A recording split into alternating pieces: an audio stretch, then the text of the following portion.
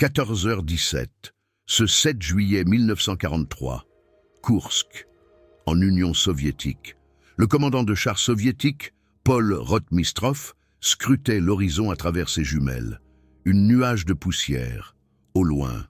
50 chars T-34 de son unité fonçaient vers un unique tigre allemand, immobile au fond d'une cuvette. Ses chenilles étaient endommagées. Il ne pouvait pas fuir. Rotmistrov sourit. Une cible facile. 3 heures plus tard, Rotmistrov serait silencieux. Le tigre était toujours là. 22 de ces T-34 gisaient, des épaves fumantes, sur le champ de bataille. Les autres avaient battu en retraite, en panique. L'homme dans ce tigre s'appelait Franz Staudeger.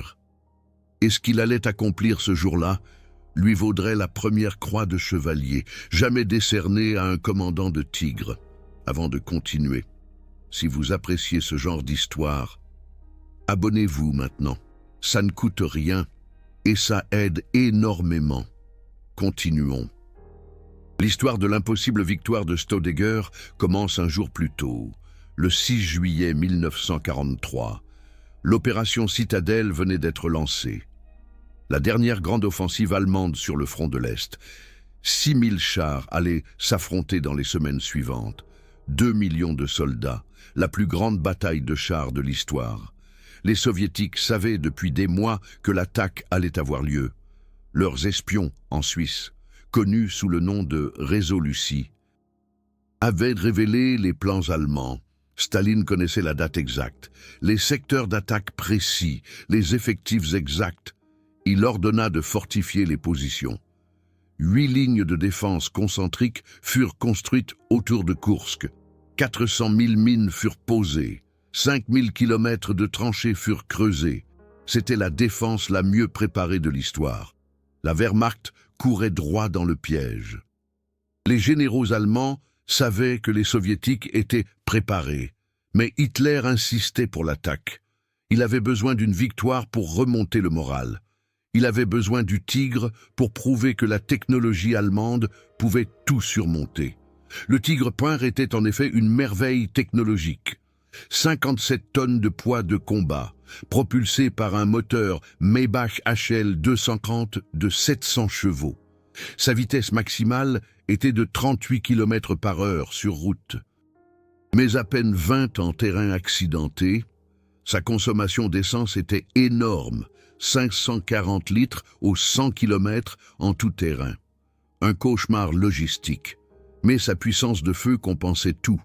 Le canon de 88 mm KWK-36L56 avait été initialement conçu comme une arme anti-aérienne, le fameux 88, avec une vitesse initiale de 773 mètres par seconde. Il pouvait projeter l'obus perforant 39 à travers 120 mm d'acier à 1000 mètres de distance. Aucun char soviétique de cette époque ne pouvait y résister. Staudeger servait dans la 13e compagnie de chars lourds du 1er régiment de Panzer SS de la Leibstandarte Adolf Hitler. Il avait 20 ans. Né le 12 février 1923 à Nussdorf am Attersee, en Autriche. Fils d'un simple agriculteur, il s'était engagé volontairement dans la Waffen-SS en 1941. Jeune, mais déjà expérimenté, il avait survécu aux combats autour de Kharkov, aux brutales batailles hivernales, qui transformèrent les hommes en vétérans ou en cadavres en quelques heures. Staudeger n'était pas un commandant de chars ordinaire. Ses supérieurs le décrivaient comme inusuellement calme sous le feu, avec un flair presque surnaturel pour le champ de bataille. Près de Kharkov, en mars 1943, il avait déjà détruit 2 T-34 et stoppé une contre-attaque soviétique. La distinction de la Croix de fer de 2e classe suivit rapidement. Il avait lui-même constitué son équipage. Herbert Stallmacher, le conducteur, venait de Saxe et avait été mécanicien de métier. Il connaissait les moteurs mieux que son propre visage. Gerhard Waltersdorf, l'opérateur radio, était le plus âgé du groupe avec 28 ans. Un homme silencieux de Bavière qui parlait 4 langues. Heinz Büchner, le tireur, était connu pour sa précision mortelle, un ancien chasseur alpin, dont les yeux ne se fatiguaient pas, même après des heures de visée. Walter Henke. Le chargeur était le plus jeune, à peine 19 ans, mais fort comme un ours et rapide comme une machine pour charger les lourds obus de 88. Au matin du 7 juillet, le tigre de Staudigger reçut un tir qui endommagea sa chenille. Pas assez pour détruire le véhicule, mais assez pour l'immobiliser. Son chef de compagnie ordonna la retraite. Staudigger devait attendre les réparations, tandis que les autres continuaient. Il resta sur place avec 4 hommes. Herbert Stallmacher au volant, Gerhard Waltersdorf à la radio, Heinz Büchner comme tireur, Walter Henke comme chargeur. 5 hommes dans 57 tonnes d'acier, seuls sur le champ de bataille. Les premières heures furent calmes. L'équipage de Staudigger travaillait fébrilement sur la chenille. Ils savaient qu'ils étaient vulnérables. Un unique tigre, immobile, était une cible que même le plus mauvais ennemi ne pouvait manquer. La température à l'intérieur du tigre monta à plus de 40 degrés Celsius. Le soleil de juillet brûlait le métal, transformant le compartiment de combat en un four. La sueur coulait sur les visages des hommes, tombait sur les caisses de munitions, les instruments, les mains couvertes d'huile qui travaillaient sur la chenille. Stallmacher, le conducteur, était celui qui dirigeait la réparation. Il connaissait chaque centimètre du tigre, chaque point faible, chaque particularité. Il conduisait le véhicule depuis sa livraison, à travers les champs de boue du printemps russe, à travers les nuages de poussière de l'été. Le tigre n'était pas seulement une machine pour lui, c'était un camarade d'acier. La chenille endommagée avait 3 maillons brisés. Normalement, une telle réparation aurait pris des heures, avec les bons outils, avec des pièces de rechange, avec du calme. Stallmacher n'avait rien de tout cela. Il improvisa. Utilisa du fil de fer et du métal brut, martela et souda sous le soleil de plomb. Puis vint le message par radio. Une colonne de chars soviétiques approchait du nord-est. Au moins 50 véhicules, des T-34, les chevaux de bataille de l'armée rouge. Ils atteindraient la position de Staudigger en moins d'1 heure. Le T-34 n'était pas un mauvais char.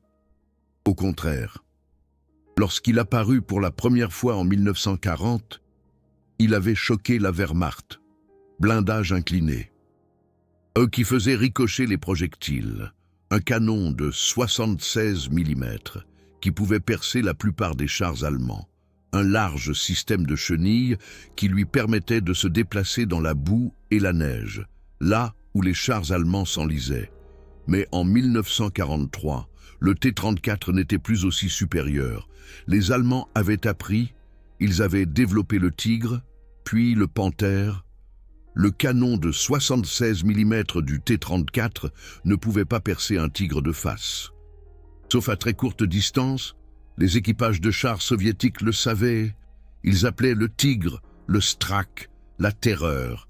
La colonne qui approchait de Staudigger appartenait au 10e corps de chars soviétique sous le commandement du général-major Vassili Bourkov. Bourkov était un commandant expérimenté qui avait combattu à Stalingrad. Il avait reçu des ordres. Stopper l'avancée allemande dans son secteur. Ses éclaireurs lui avaient rapporté un unique char allemand. Immobilisé, sans soutien, une cible facile. Bourkov envoya 50 de ses meilleurs T-34, plus qu'il n'en fallait pour écraser un ennemi isolé. Ce qu'il ignorait, c'est que cet ennemi était un tigre et que son commandant était Franz Staudigger.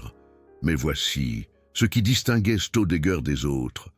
Un autre commandant aurait peut-être abandonné, aurait ordonné à son équipage de quitter le véhicule, de faire sauter les munitions et de se frayer un chemin seul.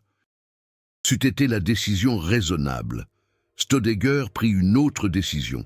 Il ordonna à ses hommes d'accélérer les réparations. Non pas pour fuir, mais pour combattre. Dans les 40 minutes qui suivirent, l'équipage réussit à rafistoler la chenille. Le Tigre pouvait de nouveau bouger, même lentement et avec des limitations. Les virages serrés étaient impossibles. Mais avancer et reculer, ça, c'était possible.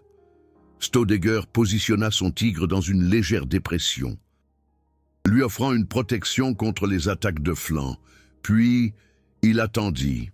Les premiers T-34 apparurent vers 14h10. Ils arrivèrent en formation large, sûrs de leur supériorité numérique, 50 contre 1. Les chances étaient clairement de leur côté.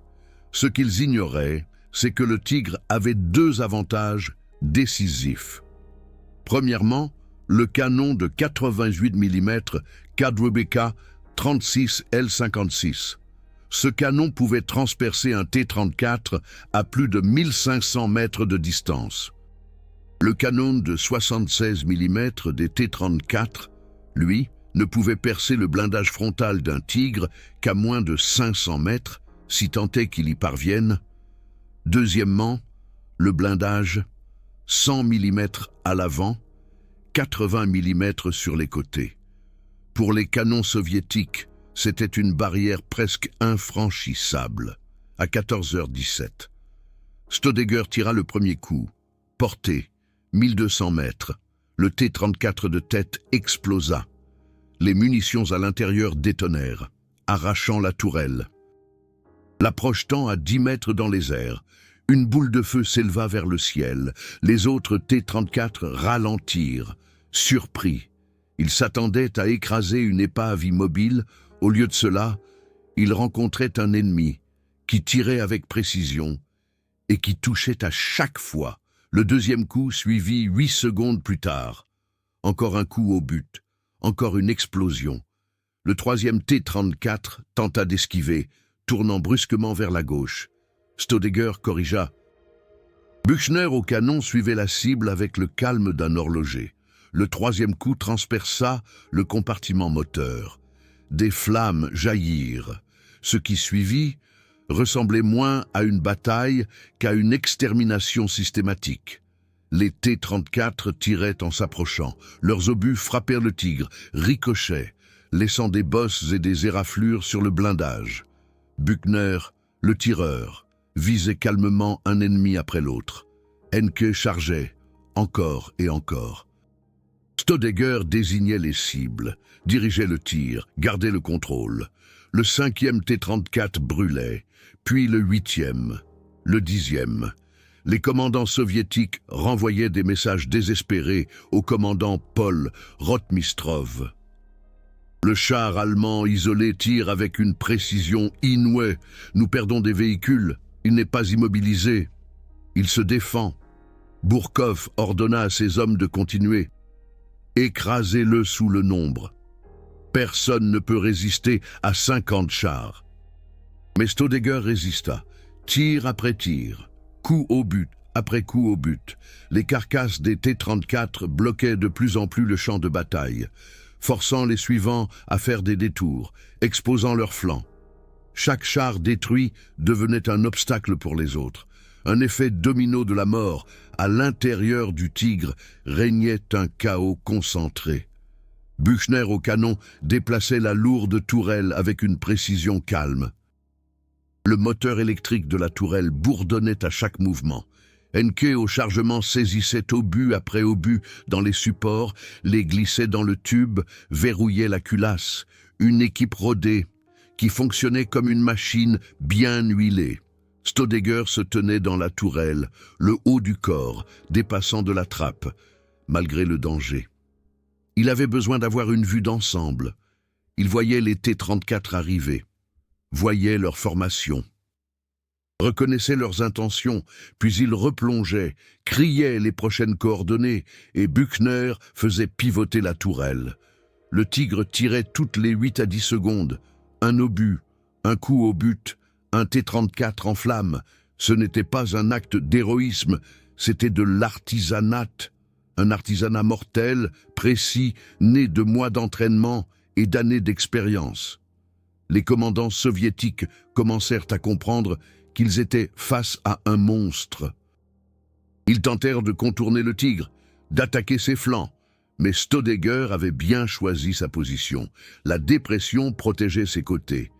Les T-34 devaient attaquer frontalement ou se retirer. Ils attaquèrent frontalement. Situation actuelle, 500 abonnés, 16 000 heures de visionnage. Si vous souhaitez regarder régulièrement, abonnez-vous maintenant. Chaque abonnement compte. Continuons l'histoire. Vers 15h30. Un peu plus d'une heure après le début de l'affrontement, Staudinger avait détruit 17 T-34. Son Tigre avait encaissé jusque-là environ 40 impacts. Le blindage tenait. Mais les munitions commençaient à manquer. Henke annonça « Encore 15 obus perforants, 15 obus, plus de 30 chars ennemis encore sur le terrain. » Les mathématiques étaient implacables. Staudinger prit une autre décision, celle qui fonda sa réputation. Il ordonna à Büchner de passer aux obus explosifs. Des munitions hautement explosives, destinées en principe à l'infanterie et aux cibles légères, généralement inutiles contre les chars. Mais Staudinger avait observé. Les T-34 avaient un blindage plus fin sur les côtés et à l'arrière. S'il les touchait dans ces zones, peut-être avec assez de force, pour détruire les roues ou endommager le moteur. C'était un risque. Mais quelle autre alternative avait-il? Le premier tir d'obus explosif frappa le flanc d'un T-34. Le char perdit sa chenille, tournant désespérément en rond. Le deuxième tir transperça le blindage arrière d'un autre T-34, atteignant le compartiment moteur. Des flammes jaillirent de l'arrière. Ça fonctionnait. Pas aussi élégant que des munitions perforantes, mais ça fonctionnait. Jusqu'à 16h45, Staudinger avait mis hors de combat 5 autres T-34. 22 chars soviétiques brûlaient ou gisaient immobiles sur le champ de bataille. Son Tigre avait encaissé entre-temps 67 impacts. Le blindage était bosselé et raflé, devenu dangereusement fin à certains endroits, mais il tenait. Les T-34 survivants commencèrent à se retirer, d'abord isolément, puis en groupe. La panique était palpable. Ils s'attendaient à écraser un ennemi sans défense. Au lieu de cela, ils avaient perdu un tiers de leur force contre un adversaire isolé. Staudinger les laissa partir. Il n'avait plus de munitions pour une poursuite et son Tigre était à bout de souffle. La réparation provisoire de la chenille avait tenu, mais de justesse. Le moindre mouvement risquait une panne complète. Alors que la nuit tombait sur le champ de bataille, Franz Staudinger, épuisé, était assis sur la tourelle de son Tigre, 22 carcasses en flammes, 67 impacts sur son blindage. Aucune perte dans son équipage. Le silence après la bataille était assourdissant. Pendant des heures, le vacarme avait régné en maître, le tonnerre du canon, le sifflement des obus qui s'abattaient, le claquement des explosions de munitions. Maintenant, c'était le silence. Seul le crépitement des épaves en feu se faisait entendre, le sifflement de l'huile qui s'échappait, le grincement du métal brûlant. L'odeur était écrasante. Caoutchouc brûlé, métal en fusion, fumée de poudre. Et en dessous, quelque chose d'autre, quelque chose qu'aucun des hommes ne voulait nommer. L'odeur de chair brûlée qui flottait depuis les T-34, les équipages soviétiques qui n'avaient pas pu s'échapper à temps. Staudinger fixait le champ de bataille. Il avait 20 ans. Il venait de tuer plus de 60 hommes, peut-être plus. Des hommes comme lui, qui avaient obéi aux ordres, qui avaient combattu pour leur pays, qui avaient des familles à la maison qui les attendaient.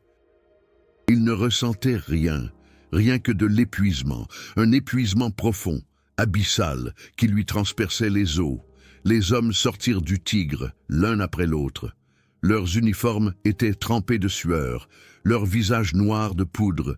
Henke, le chargeur, avait les mains ensanglantées par le travail constant avec les lourds obus. Büchner massait ses épaules, crispé par des heures de visée. Waltersdorf, à la radio, avait mal à la tête à cause du bruit incessant des impacts. Mais ils étaient vivants, tous les 5, dans une guerre où les équipages de chars étaient souvent anéantis. C'était un miracle d'acier, de poudre et de volonté humaine. Stallmacher inspecta son Tigre. Le blindage était constellé de bosses et d'égratignures. À au moins 6 endroits, le métal était devenu dangereusement mince. Un seul autre impact au bon endroit aurait pu percer. Ils avaient eu de la chance, énormément de chance. La nouvelle de sa victoire se répandit rapidement. Un seul tigre contre 50 T-34, 22 destructions. C'était la première fois qu'un commandant de tigre détruisait autant d'ennemis en une seule bataille. Le haut commandement fut mis au courant. La nouvelle atteignit le quartier général de la Leibstandarte Adolf Hitler dans la nuit. De là, elle passa au SS Führungshauptamt à Berlin et finalement au Führerhauptquartier Wolfschanze en Prusse orientale. Le département de la propagande était ravi. Un seul tigre contre 50 ennemis, 22 destructions. C'était exactement le genre d'histoire dont le régime avait besoin. L'opération Citadelle était au point mort. Les pertes étaient plus élevées que prévu. La percée n'avait pas eu lieu. Mais voici un héros, un jeune Autrichien, qui avait prouvé que la technologie et le courage allemand pouvaient vaincre n'importe quel ennemi. Le 10 juillet 1943, Franz Staudigger reçut la croix de chevalier de la Croix de Fer. Il fut le premier commandant de Tigre à recevoir cet honneur. La distinction arriva exceptionnellement vite, seulement 3 jours après la bataille. Normalement, le processus prenait des semaines, parfois des mois, mais ce cas était particulier. Ce cas était parfait pour la propagande. La remise de la décoration eut lieu seulement 3 jours après la bataille, chose inhabituellement rapide pour une distinction aussi élevée. Staudigger fut convoqué au Führerhauptquartier pour rendre compte personnellement de la bataille à Adolf Hitler.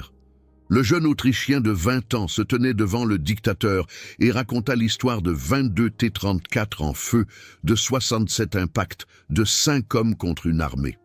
Hitler était fasciné. Le Tigre était son char préféré. Un symbole de la supériorité technique allemande. L'histoire de Staudigger correspondait parfaitement à la propagande. Un seul arien contre le flot slave. Les journaux imprimèrent l'histoire en première page. Le jeune commandant de char fut idéalisé en héros. Ce que la propagande taisait, Staudigger et ses hommes avaient survécu parce qu'ils avaient eu de la chance. Les artilleurs soviétiques avaient mal visé. Les obus avaient frappé à des angles défavorables. Le blindage avait tenu grâce à une combinaison d'ingénierie et de pur hasard. Mais l'histoire a aussi un côté plus sombre, qui est souvent passé sous silence. Après la guerre, les archives soviétiques sont devenues accessibles. Elles racontaient une histoire légèrement différente. Les pertes soviétiques étaient élevées, oui. Mais le nombre exact de chars détruits par Staudigger est contesté. Certains historiens parlent de 17, d'autres de 22. D'autres encore doutent des chiffres dans leur ensemble. Ce qui n'est pas contesté, Staudigger et son équipage ont résisté à une force largement supérieure. Ils ont empêché la percée du 10e corps de chars soviétiques dans leur secteur. Ils ont gagné du temps pour que les réserves allemandes se forment. Le mythe du tigre invincible est né ce jour-là. Et comme tous les mythes, il contenait la vérité et l'exagération. La vérité. Le Tigre Prume était effectivement le meilleur char sur le champ de bataille en 1943. Sa combinaison de puissance de feu et de blindage le rendait presque invulnérable lors des combats frontaux. L'exagération. Un seul tigre ne pouvait pas gagner de bataille. La Wehrmacht n'a produit que 1354 tigres pendant toute la guerre. Les soviétiques ont construit plus de 50 000 T-34. Les chiffres étaient sans équivoque. Staudigger lui-même a survécu à la guerre. Il a ensuite combattu sous les ordres de Michael Wittmann dans la 101e Schwer SS Panzer Abteilung, a participé aux combats en Normandie et dans les Ardennes. Après la guerre, il a vécu retiré en Autriche et a rarement parlé de ses expériences. Il est mort le 16 mars 1991 à l'âge de 68 ans. Dans sa nécrologie, il n'y avait pas un mot sur les 22 T-34 ou les 67 impacts. Seulement, Franz Staudeger, agriculteur, est décédé paisiblement chez lui. Les membres de son équipage ont également survécu à la guerre, du moins la plupart. Herbert Stallmacher, le conducteur, a été blessé en 1944 lors d'une mission en Normandie, mais a survécu. Heinz Buchner, l'artilleur avec une précision mortelle, est tombé en décembre 1944 dans les Ardennes. Walter Henke et Gerhard Waltersdorf sont retournés dans leur ville natale après la fin de la guerre. Ils ne se sont plus jamais revus.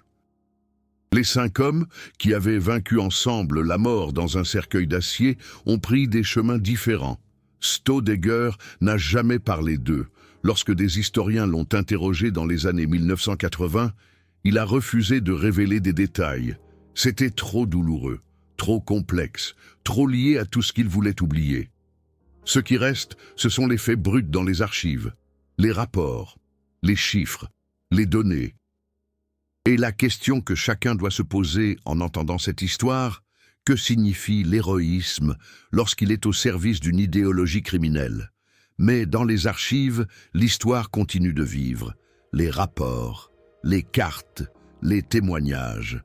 Ils racontent une journée de juillet 1943, lorsqu'un Autrichien de 20 ans décida de ne pas abandonner. Quand il répara sa machine endommagée, choisit sa position et attendit, quand il tira, et tira, et tira. Jusqu'à ce que les ennemis fuient, les généraux soviétiques avaient ri en voyant le tigre solitaire. Ils ne riaient plus en comptant leurs pertes. Pour être honnête, la chaîne a besoin de 1000 abonnés pour continuer à grandir. Actuellement, nous en sommes à 500. Si vous appréciez ce travail d'histoire détaillé, abonnez-vous maintenant. Chaque abonnement nous rapproche de plus de recherches d'archives et de documentation plus approfondie. Que pouvons-nous apprendre de cette histoire? Pas le mythe de la supériorité allemande, car l'Allemagne a perdu la guerre. Pas la glorification de la violence, car chaque char en flammes signifiait des hommes morts, des deux côtés. Ce qui reste est quelque chose de plus simple, d'humain. L'histoire d'un homme qui a refusé d'abandonner, alors que les chances étaient contre lui, qui a atteint le maximum avec les ressources dont il disposait, qui a pensé et agi clairement dans un moment de danger extrême. L'équipage de Staudeger lui faisait confiance inconditionnellement. Stallmacher au volant, positionnant le tigre avec précision malgré la chenille endommagée. Waltersdorf à la radio, surveillant la situation et demandant des renforts. Buchner au canon, dont la précision décidait de la vie et de la mort. Henke au chargement, dont la rapidité faisait la différence. 5 hommes dans un cercueil d'acier. C'est la réalité de la guerre des chars, pas de glamour, pas d'acte héroïque au sens des anciens romans de chevalerie, seulement de la chaleur, du bruit, l'odeur de la poudre et du métal brûlé, et la peur constante que le prochain obus puisse percer. 67 impacts. Chacun était un moment de terreur, le tonnerre de l'impact, le tremblement de la tourelle, l'attente de la douleur, qui aurait signifié que le blindage a cédé. Mais il n'a pas cédé. Pas ce jour-là. Le canon de 88 mm du Tigre était un chef-d'œuvre technique. Initialement développé comme arme anti-aérienne, il s'était révélé mortellement efficace contre les chars. La vitesse initiale de 773 mètres par seconde propulsait les obus perforants à travers presque tous les blindages de l'époque. Pour les T-34 soviétiques, c'était un arrêt de morte. Mais la technique seule n'explique pas tout. La Wehrmacht avait une meilleure formation, de meilleures tactiques, un meilleur leadership au niveau des unités. Chaque char allemand était équipé de radios, ce qui permettait la coordination au combat. Les chars soviétiques n'avaient souvent que des signaux de drapeau. Dans le chaos de la bataille, cela faisait une énorme différence. Staudeger a exploité ses avantages au maximum. Il positionna son tigre là où les ennemis ne pouvaient attaquer que de front. Il dirigea son tir sur les cibles les plus dangereuses en premier. Il passa des munitions perforantes aux munitions explosives. Lorsque la situation l'exigeait, adaptabilité dans le moment de crise. Les commandants de chars soviétiques, quant à eux, attaquaient selon un schéma, la masse plutôt que la tactique, en avant, toujours en avant, jusqu'à ce que l'ennemi soit submergé. Cette doctrine avait fonctionné contre des adversaires plus faibles, contre un seul tigre bien positionné. C'était un arrêt de mort. Après Koursk, l'armée rouge analysa sa défaite. Les leçons furent amères. Le T-34 avait besoin d'un canon plus puissant pour pouvoir combattre les tigres de front. Ainsi naquit le T-34-85, avec son canon de 85 mm. Il avait besoin d'une meilleure communication. Alors plus de chars ont reçu des radios. Il avait besoin de meilleures tactiques. Alors les commandants ont été formés plus intensivement. La victoire de Staudigger contribua, ironiquement, à l'amélioration des blindés soviétiques. Une victoire à la Pyrrhus au sens stratégique. La Wehrmacht gagna la bataille, mais les soviétiques gagnèrent la guerre. Ce ne sont pas seulement des statistiques provenant d'archives poussiéreuses.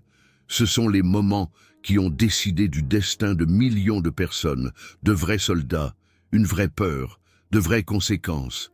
Ces histoires ne doivent jamais être oubliées. Si ces vérités historiques sont importantes pour vous, alors soutenez-moi avec Super Thanks de YouTube. Le cœur doré en bas. Chaque Super Thanks me permet de passer des semaines dans les archives, de numériser des documents rares, d'interviewer les derniers témoins. Au musée de Koubinka, en Russie, se trouve encore aujourd'hui un tigre pmaï, capturé, restauré, exposé. Les visiteurs contemplent sa silhouette massive, son blindage épais, le long canon. Ils voient une machine, mais derrière chaque machine, il y avait des hommes. Le véhicule de Koubinka est l'un des 6 seuls tigres Ying conservés dans le monde. Il y en a un au Bovington Tank Museum en Angleterre, un au Musée des blindés en France, un au Panzer Museum Münster en Allemagne, et des fragments dans d'autres collections. Sur les 1354 tigres qui ont été construits, seuls ces quelques-uns ont survécu à la guerre. Les autres ont été détruits, dynamités, mis à la ferraille, ou ont sombré dans les champs de bataille d'Europe et de Russie. Le tigre de Koubinka a été capturé en janvier 1943, 6 mois avant l'engagement de Staudigger. Les ingénieurs soviétiques l'ont démonté jusqu'à la dernière vis, ont analysé chaque soudure, chaque alliage, chaque système. Ils cherchaient des faiblesses et ils en ont trouvé. Les rapports ont aidé à développer la prochaine génération de chars soviétiques qui finirait par surpasser les tigres. Le véhicule de Koubinka a été capturé en janvier 1943 près de Leningrad, lorsqu'un tigre s'est enlisé dans un marais et a été abandonné par son équipage. Les soviétiques l'ont retiré, l'ont examiné méticuleusement, à la recherche de faiblesses. Ils en ont trouvé. Le blindage latéral était plus vulnérable que l'avant. Les chenilles avaient tendance à se détacher dans les virages serrés. Le moteur consommait d'énormes quantités de carburant. Mais ils ont aussi trouvé des forces qui les ont effrayés, la qualité de la fabrication, les soudures précises, l'optique sophistiquée. Le Tigre n'était pas seulement un char, c'était un chef-d'œuvre du génie allemand. Et à Koursk, il montrerait de quoi il était capable. Dans les jours qui suivirent l'engagement de Staudigger, des officiers soviétiques affluèrent sur le champ de bataille pour examiner les épaves. Ils comptèrent les impacts de balles dans les T-34, mesurèrent les angles, analysèrent les pénétrations. Leur rapport était dégrisant. Les obus de 88 mm avaient percé le blindage soviétique comme du papier, même à grande distance, même à des angles défavorables. La leçon était claire, le T-34 avait un besoin urgent d'une amélioration. En moins d'1 an, le T-34-85 entrerait en production, avec un canon de 85 mm, qui offrait enfin une chance contre le Tigre. La victoire de Staudigger avait, paradoxalement, contribué à la modernisation de son ennemi le plus dangereux. Des hommes comme Franz Staudinger, qui ont combattu et survécu à l'enfer de Koursk. Des hommes comme les équipages soviétiques de T-34, qui ont affronté des adversaires supérieurs en nombre et sont morts. Ils étaient tous des fils, des frères, des pères. Ils avaient tous des familles qui attendaient leur retour. Ce jour de juillet, 22 chars soviétiques étaient en flammes. Cela représente entre 66 et 110 hommes morts du côté soviétique, selon le nombre de ceux qui ont pu s'échapper. 110 familles, en Union soviétique, ont reçu plus tard la nouvelle. Votre fils est tombé pour la patrie. Quelle tristesse! C'est la véritable histoire de Koursk. Pas des héros et des méchants, mais des hommes, pris au piège dans une machinerie de mort, qu'aucun d'eux n'avait choisi. Staudinger n'était pas un monstre. Il était un soldat de 20 ans qui a fait ce qu'il devait faire pour survivre. Les tankistes soviétiques n'étaient pas des sous-hommes. Ils étaient de jeunes hommes qui se battaient pour leur pays contre un ennemi qui voulait les anéantir, une pensée terrible.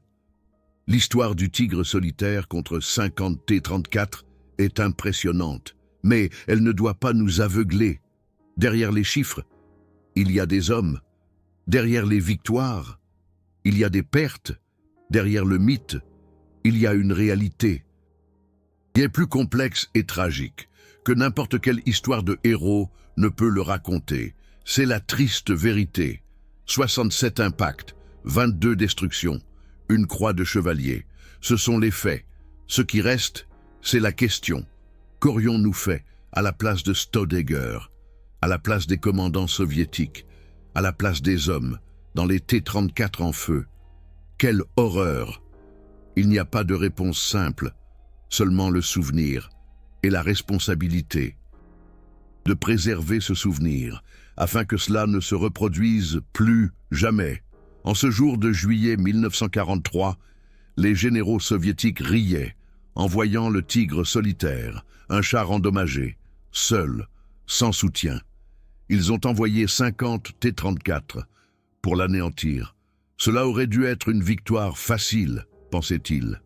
Ils n'ont plus ri quand ils ont compté leurs pertes. 22 T-34, entre 66 et 110 hommes morts. Un bataillon entier décimé par un seul adversaire. C'était un cauchemar. L'histoire de Franz Staudinger n'est pas une histoire de héros au sens classique du terme. C'est une histoire sur l'absurdité de la guerre, sur des hommes qui ont été forcés de s'entretuer, sur la technologie qui a transformé les hommes en monstres, mais c'est aussi une histoire sur la volonté humaine, sur le refus d'abandonner, sur l'impossible qui est devenu possible. Un récit absolument glaçant. 67 impacts, 22 destructions. Un seul tigre contre 50 ennemis. La première croix de chevalier pour un commandant de tigre. L'histoire sonne comme une légende, mais elle est vraie, documentée dans les archives allemandes et soviétiques, témoignée par des survivants des deux côtés. C'est la réalité. Les généraux soviétiques riaient du tigre solitaire, jusqu'à ce qu'ils détruisent 22 de leurs T-34. Alors, ils n'ont plus ri. Jamais plus.